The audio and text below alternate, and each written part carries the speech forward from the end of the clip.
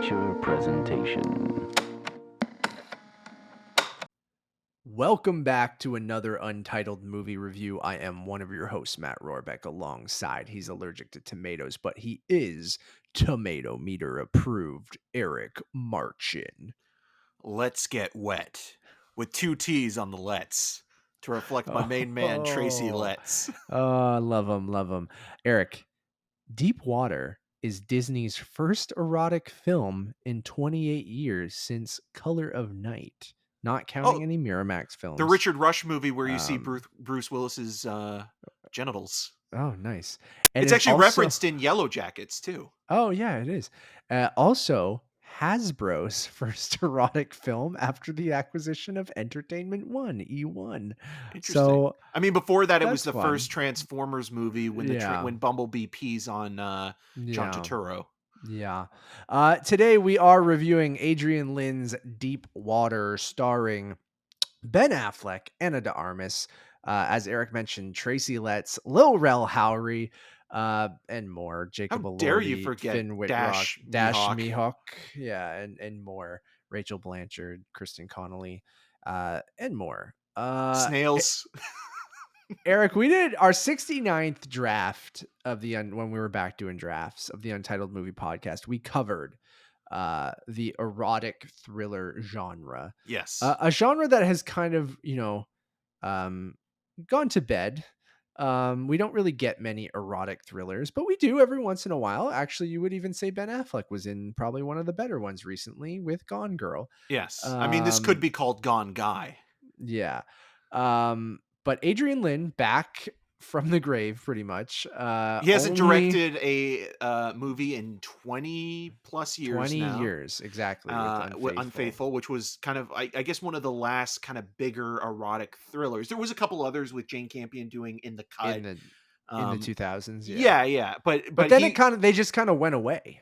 Yeah. And I mean, that's because of the internet.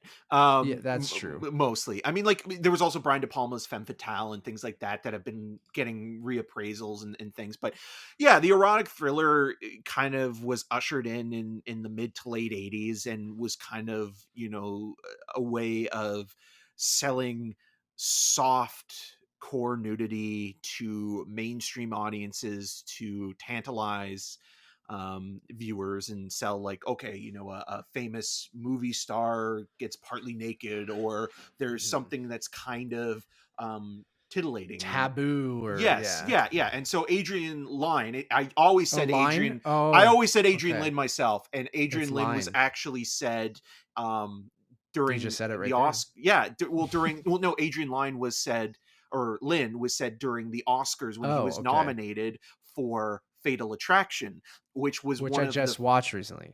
Yes, and which was one of the first kind of big erotic thrillers to be this huge success in 1987. So you had that. He also directed Indecent Proposal in the 90s with Woody Harrelson, Robert Redford, and Demi Moore. That was the movie where it's like, I'll pay you $1 million to sleep with your wife or be with your wife for one night. Then he also did 9.5 Weeks, which is the film that's kind of best known now, is the one scene with Mickey Rourke and Kim Basinger at the fridge, kind of, feeding each other sexily, and it's kind of gross and weird when you also did the Lolita as well, right? Yes, the remake of Lolita, or his adaptation with Jeremy Irons and Dominique Swan. So he is kind of like, I guess, the godfather of the erotic thriller. But Adrian Lyne, the Rodfather, you might say. That would be amazing if that was on like his credentials, the Rodfather. But he also directed an amazing psychological thriller that's also a really great horror movie called Jacob's Ladder with Tim Robbins, which basically inspired a whole not erotic, but very creepy. I mean, there's a couple moments of sensuality between Tim Robbins' character and Elizabeth Pena, but it's a very creepy, weird movie about a Vietnam vet who's having trouble adjusting back into his regular life and thinks he's seeing like this alternate world and conspiracy. And there are images in that movie that were so influential, but a lot of people didn't realize it until like around more recently, that like you look at like a lot of the stuff that Dark Castle was doing with, you know, House on Haunted Hill or 13 Ghosts, like characters when their heads are like moving They really said fast. Silent Hill as well, the video game Yeah, like series. when Yeah. characters' faces are like moving like back back and forth Yes, really I quickly. get what Like, you're saying. Yeah, yeah, even the poster kind of shows that, right? that was where that kind of was started. So he has done some, that would be in my opinion his best film, but like he has done stuff that has kind of, you know, made an impact on, you know, that. And like you mentioned, we talked a lot about you know, the erotic thrillers kind of having their moment in the late 80s, early 90s with, you know, Paul Verhoeven and Joe Esterhaus and people like that coming in, and even like William Friedkin's Jade. So there's that whole conversation you can go back to. But with Deep Water is interesting because there's the part of it you can look at from the point of view of this movie, the production, and also the leads having a relationship off set.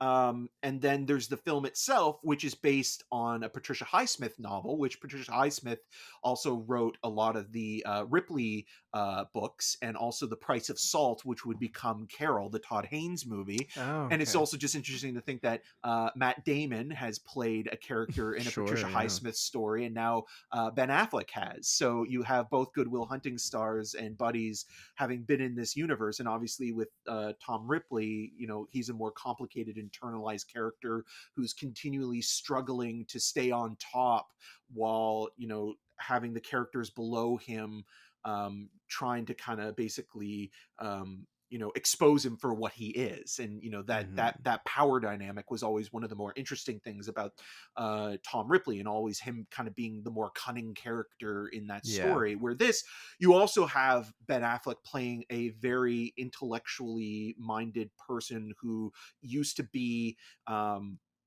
he Vic Van Allen. Van Allen, and I keep on wanting to call him Nick Van Owen, which is Vince Vaughn's character in Lost World Jurassic Park.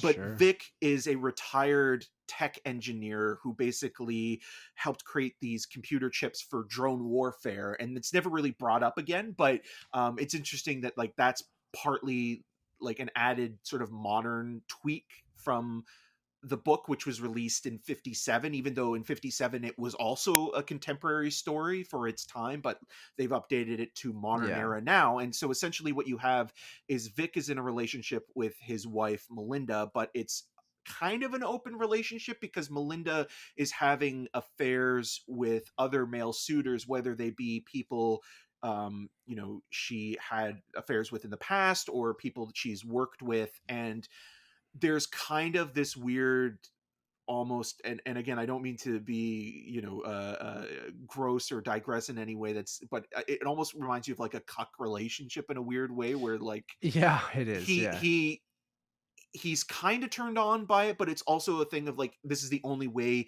he can keep Melinda, Keep by her. Yeah. keeping her satisfied, by allowing her to be with these other lovers. But he's getting to a breaking point himself where he's getting sick of it. And they have a daughter, Trixie, who obviously is much more of a daddy's girl and kind of drives her mom up the Loves Old wall. McDonald. Yeah, with that song, and likes Leo Saver as Sayer as well, with "You Make Me Feel Like Dancing," that song. So Yeah. there's this kind of interesting lurid dynamic of, you know, her pushing him as far away as possible, but him continually taking it. But how much more can he take? One night he decides to scare one of her boyfriends at this party by saying that he killed a previous lover of hers who went missing. He plays into being this kind of like dark, creepy kind of husband who is dangerous. And it reminds you, it's like, well, if you do the time, you might as well do the crime. And it's almost like him kind of playing into that. But then that crime specifically is resolved, but then there's still this like added like, oh, like he's kind of weird and creepy, but ultimately harmless. And then a couple more events happen throughout this, including a drowning in a pool, where it's like, okay, did he do this or did he not do this? And then he Hmm. becomes sort of the main suspect, and it's this weird sort of fraught dynamic between Vic and Melinda as they kind of, you know, fight for Yeah. power and sex. This like psychosexual relationship of you never really know like are they just doing this to try and turn one another on? And I don't think the movie does a great job of with that dynamic, because I feel like you are kind of throughout it going like, okay, wait, is he into this? Is she into this? They're fighting, but is this just playing part of it because this is what turns them on, because they end up having sex a lot after they've, fought about one of these things. And I don't know. The movie is weirdly like, maybe it's just something we brought up, I think, on the 69th draft. And we've talked about erotic thrillers of why they went away and why we don't get much of them anymore. Is I feel like in the time we're living, like a lot of this stuff just feels very vanilla. And I Yeah. don't know how you can push it far enough like you could in the late 80s or the early 90s, where it did feel taboo or it did feel sexy or sweaty, and like all like it's missing that. And I feel like because we have so much maybe porn at our fingertips, or we just seen everything when it comes to sex and violence in movies, that I feel like when you get something like this, and especially being a novel that was written in the 50s, that at that time I could see this being very like, oh my God. It But was, like yeah. but now you're just kind of like, okay, that's what this is. And you're like, okay. And then it's just very one note throughout the whole movie. And obviously, yeah, they have a little bit of chemistry because they were together, I believe, at the time of them shooting this, right? Yeah, because But it's then, shot in New Orleans too, and like yeah, even that, like you think would add this texture to the sweatiness film, because there's too. even an erotic thriller with Dennis Quaid from the '80s called The Big Easy with him and Ellen Barkin, where it's like that movie is also kind of like, I was thinking of that film throughout the entire thing, where like it's Yeah. also using, because a lot of these erotic thrillers, the thriller aspect usually kind of falls into like a police procedural where one of the Yeah. characters is either framed or set up for something, and then they have to kind of resolve that, but in order to do that they have to almost like literally fuck their way out of the Yeah. situation. And I mean, this movie tries to do a little bit of that, but I just felt like none of the mystery was very mysterious, and like none of the sex was super sexy. None of the like thrilling aspects was very thrilling. It just all felt very like, oh, okay. Like this is it, huh? And then you're like, and it did feel like a relic. And I said that, like, it does feel like something, that it feels like you made one of those 80s or early 90s erotic thrillers now, which totally makes sense because you got the Rodfather of erotic thrillers, Adrian Did you say erotic Lyne directing it. fillers? Yeah. Of Fuck. directing the movie.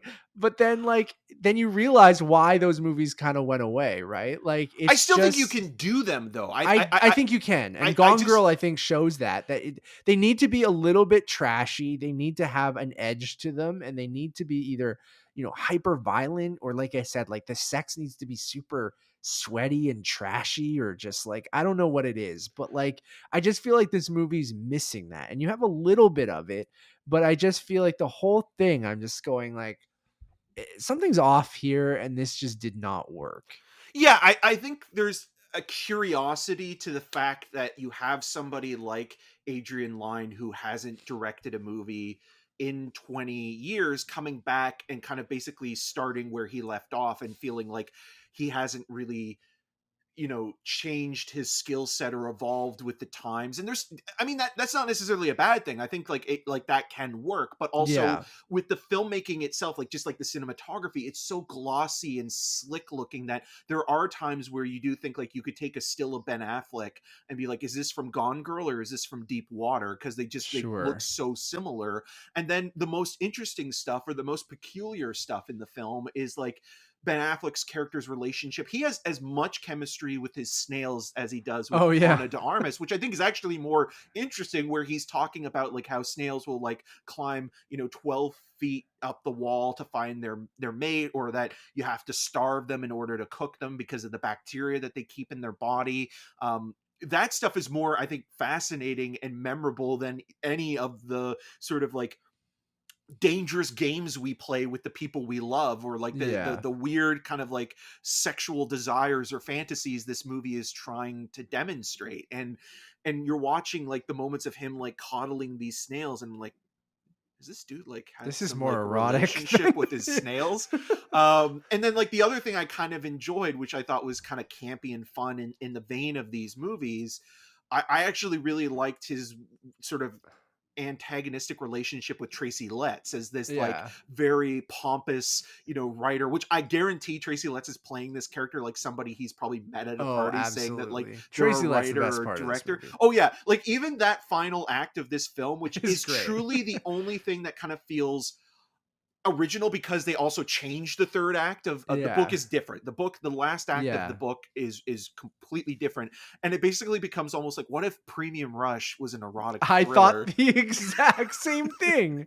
And I so thought the there's same this thing. amazing moment, because also you got to think like it is a modern movie, and a lot of the films that took place in the 80s and 90s have the suspension of disbelief of not using technology. So I was thinking, This okay, was so stupid though. are they gonna bring one? I was thinking, are they gonna bring the drones back in some way, because they mentioned it at the That would beginning have of been this? incredible, They but no. don't, but the way that they use cell phones in one moment during this one chase sequence near the end of the film is So amazing. stupid, but it's because it's so dumb. It's so bad, Like, because it's like we yeah. have to acknowledge it, because you can't not, like, you would think Yeah. like somebody would do that, but it's also kind of plays up like, the boomer generation or something like that. And Yeah. like even like looking at Tracy Letts' character and his relationship with Kristen Connolly, who was in Cabin in the Yeah. Woods, like their relationship being like this older guy, this much older guy, and this Yeah. younger woman as well, and like everybody also wanting to have sex with Ben Affleck. Like even that one friend Sure. at the beginning, who's kind of like concerned about him, and then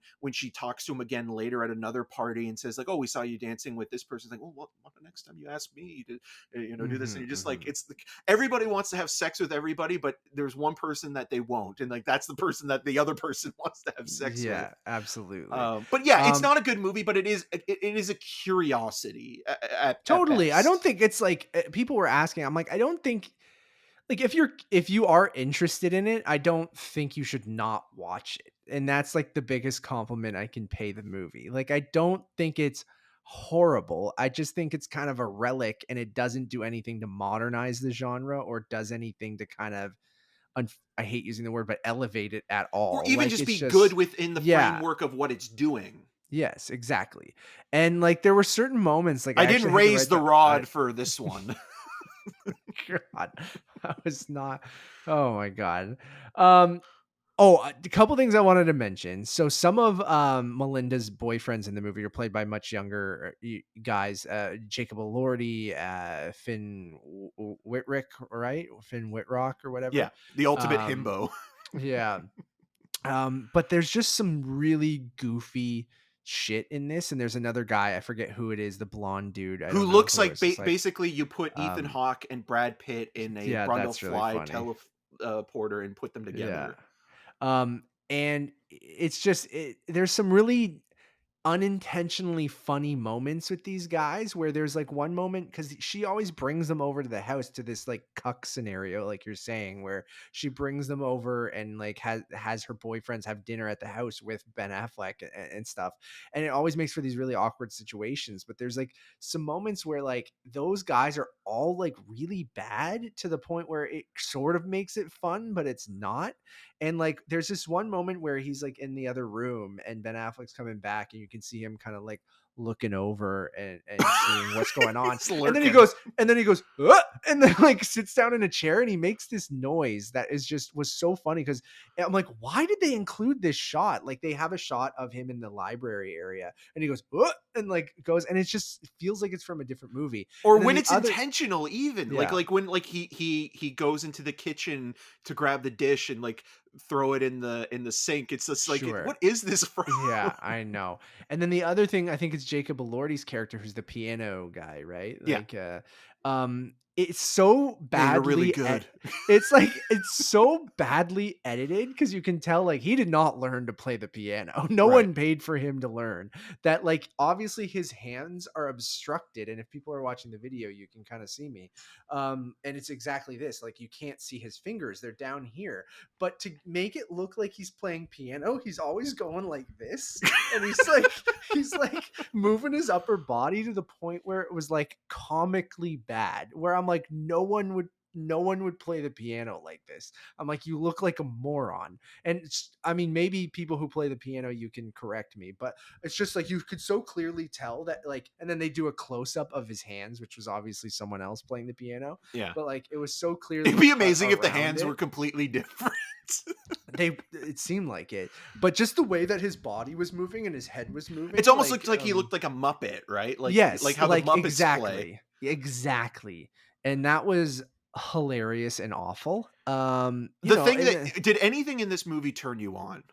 No, and like that, not There's something that really. did turn me Like, on. okay, I was turned do on I by want the to know? idea of, is the grilled cheese better than the lobster bisque? Oh, right, you said that. Yeah, yeah. The grilled cheese did seem good. I'm Yeah, not a big lobster bisque guy. I'm not a big seafood like soup person. You right. know what I mean? You like Like a sushi, chowder. but you don't like it turned into something, yeah, like that. I like the idea of chowder because I really like a creamy dish with like potatoes in it. Like I like Yeah. that aspect, but I don't like a clam chowder or a I lobster mean, bisque everything or you're something like that. describing now is more erotic than Um, this movie.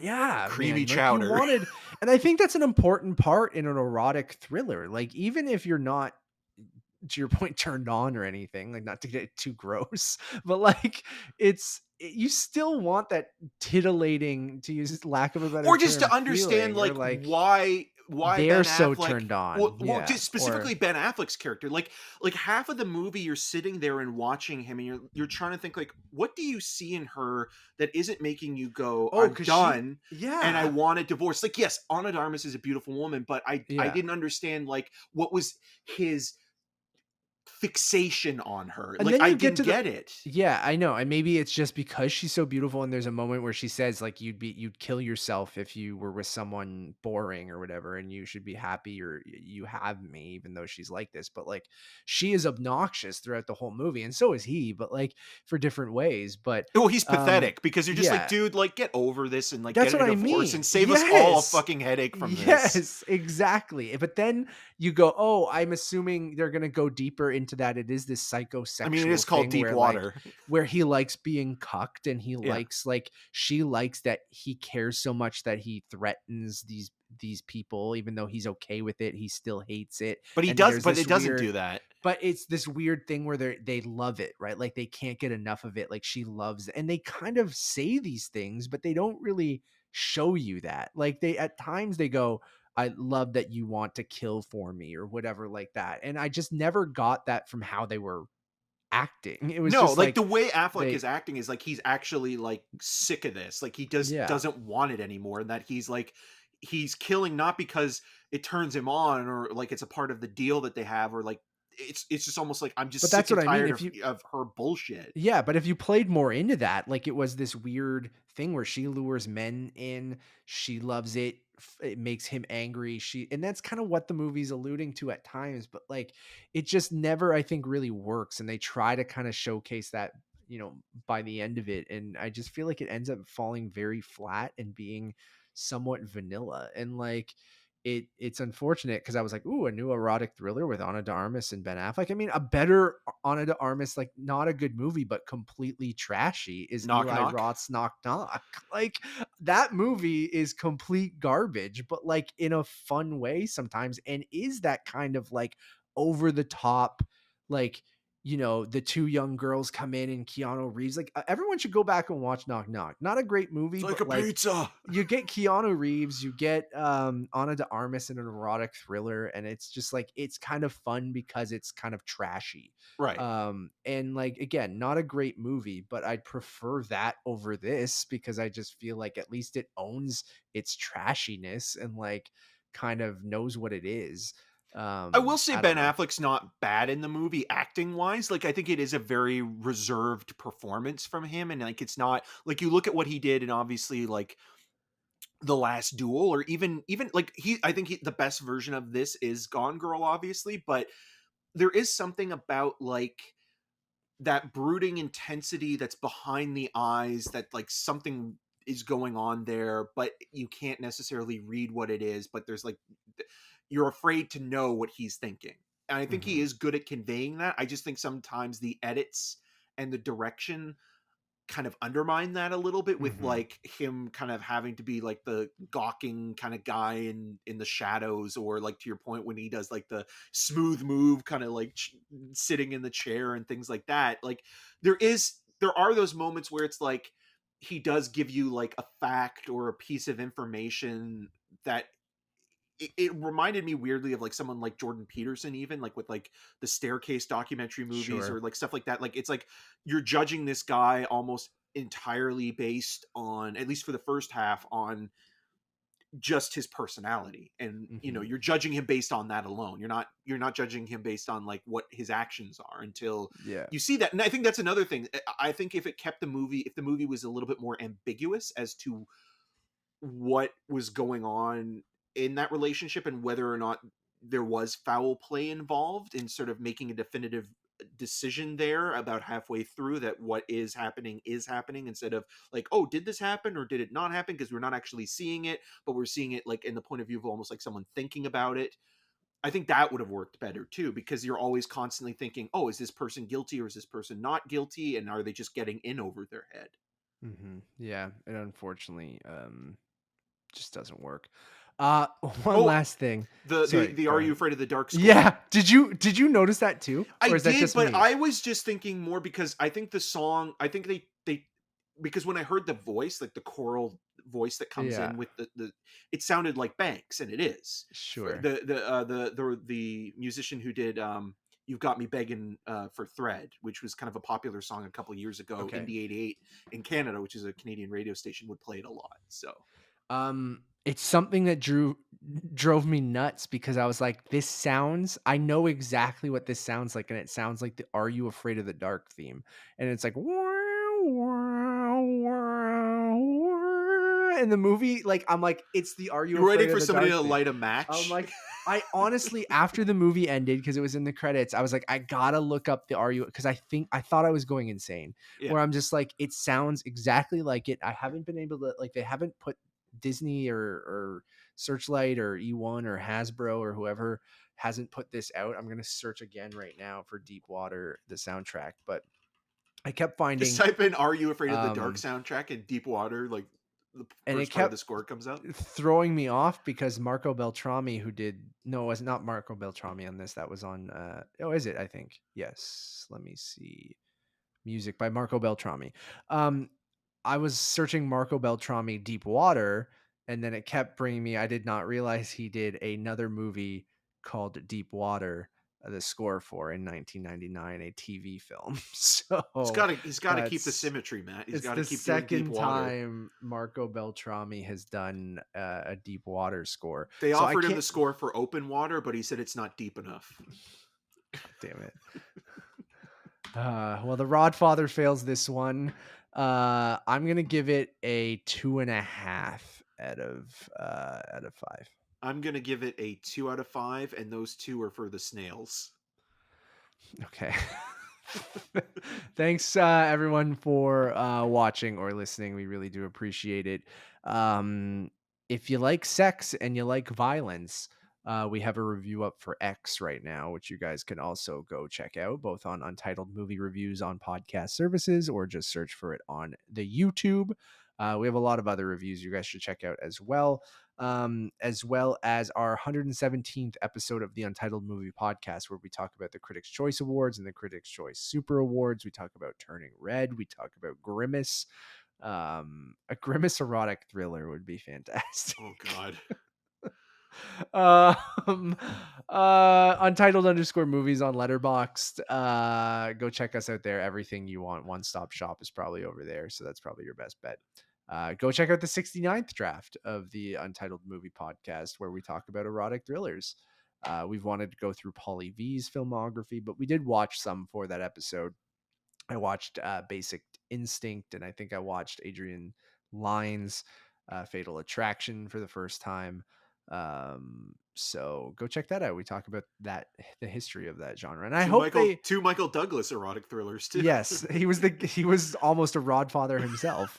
Um, so I really do hope, this doesn't kill the genre again. Like, I really do Well, think I that think they the can be genre fun. is pretty much dead. But like, Yeah, I mean, I think if someone were to make this movie, it would be like, or like make another erotic thriller, it will be an artistic choice. Like, it's like, okay, like the closest thing I think actually that is a really good erotic thriller that a lot of people don't talk about is Aaron Katz's Gemini, with Zoe Kravitz, that okay. Neon released in, I think it was like 2016, and it's like this low key kind of seedy erotic thriller that actually co-stars Gone Girl breakout Lola Kirk, and has John Cho as the police officer that's investigating this crime that takes place between a famous movie star played by Kravitz and her personal assistants Did I played see this movie? by Lola Kirk. Hold on, let me grab this. I said the poster's great. I'm looking at it right now. Shit, it's too far I away. I think you told me about it, but Hold I on, know. I'm gonna. Yeah, Eric's grabbing his. He's got to show the Blu-ray cover of it because he's got them all behind him. Okay. I can. I think I have. I think I have Basic Instinct on VHS that I found. Yeah, Gemini. Yeah, yeah. Yeah. Eric's showing his Blu-ray cover. I don't think I watched it, but you told me it was somewhat decent. Yeah, I and remember. it is like basically taking the late 80s early 90s erotic thriller mold and kind of shaping it into a modern sort of spin, but it's still very much kind of playing within the tapestry of what's to expect. Cool. All Yeah, right. so that would I'm be one gonna- I would recommend then. Cool. I'm gonna do that. I'm gonna let's see if Aaron, what's his name? Aaron Katz. Katz becomes the new Rodfather. Yeah.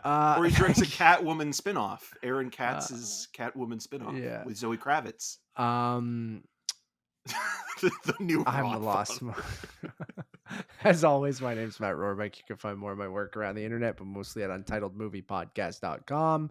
And you can follow me on all those social medias at the Rod. No, I wonder if someone's got that. Matt Rohrbeck. Well, I always say, like Jay Cheel used to say it on Film Junk, but he always called Todd McFarlane the Todd Father. So, there we go. so Todd Father, the we'll Rod own Father. Rodfather. I'm Eric Martin. You can find more of my video reviews on rogerstv.com/cinemascene and on the social medias at EM6211. Until next